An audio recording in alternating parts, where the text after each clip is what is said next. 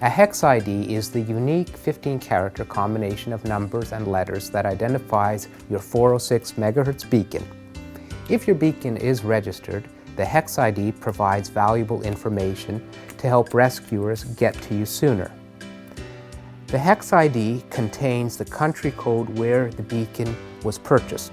This country code is important to ensure that in the event of a distress alert, all appropriate search and rescue authorities are immediately notified.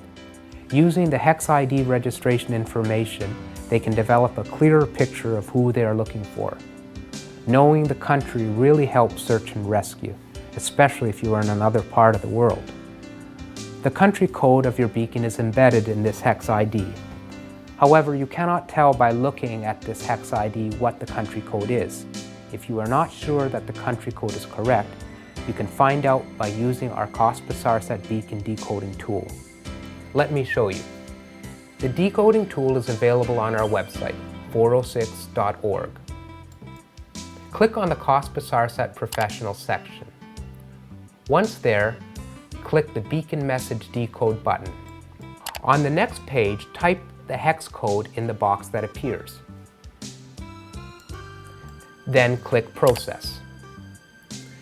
As you can see, this beacon hex ID has the country code of the United Kingdom. The owner of this beacon should be a UK resident. There may also be vessel identification information encoded in the hex ID. If any of the information decoded by this tool is not accurate, this means the beacon hex ID is not valid and the owner should contact the seller. Once satisfied that the hex ID of your beacon is accurate, you must register your beacon. This tool, however, cannot register your beacon. To register your beacon, visit 406registration.com. Cost-per-SARSAT, we save lives.